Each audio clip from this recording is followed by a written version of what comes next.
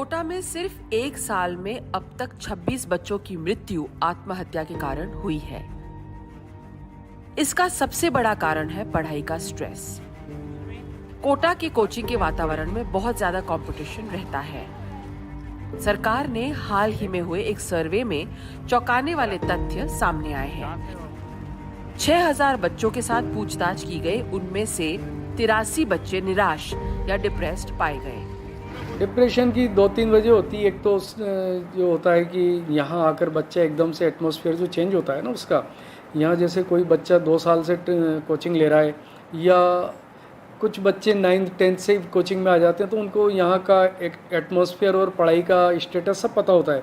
और जो बाहर से एकदम से आता है तो उसको यहाँ आकर एकदम से लगता है कि मेरे को कुछ भी नहीं आता है, तो वो एकदम से डिप्रेशन में जाने लगता है, क्योंकि वो कोप अप नहीं कर पाता उन सबके साथ, कंपटीशन में नहीं आ पाता।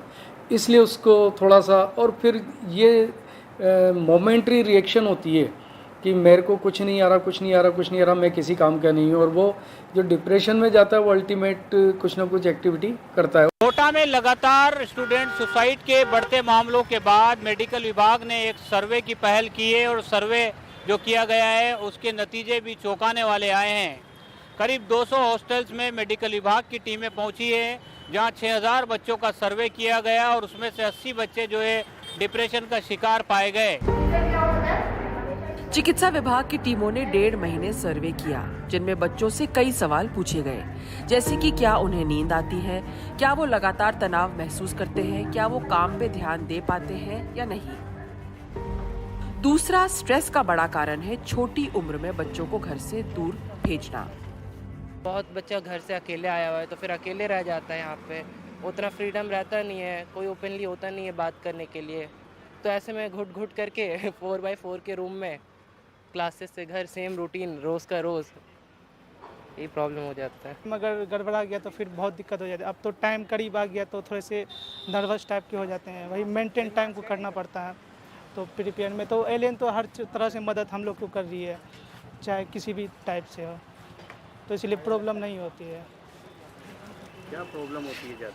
प्रॉब्लम यही होती है कभी कभार, जैसे टेस्ट मान लीजिए सपोज अगले हफ्ते है तो टाइम पे सिलेबस कंप्लीट नहीं हुआ, टेस्ट में नंबर कम आ जाते हैं तो उससे थोड़े डिप्रेशन में चले जाते हैं।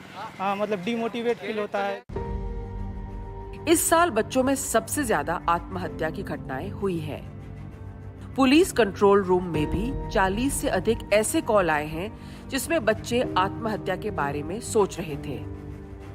प्रशासन पहल कर रही है बच्चों का तनाव कम हो, लेकिन विशेषज्ञ कहते हैं कि जब तक बच्चों की काबिलियत न हो तब तक बच्चों को कोचिंग में दाखिला नहीं मिलना चाहिए। दूसरा, बच्चों को कोटा कच्ची उम्र में नहीं बल्कि स्कूल की पढ़ाई खत्म करने के बाद ही भेजना चाहिए, जब वो IIT और नीट की पढ़ाई के स्ट्रेस के लिए तैयार हो। कोटा से शाकिर अली के साथ हर्षा कुमारी सिंह, NDTV इंडिया।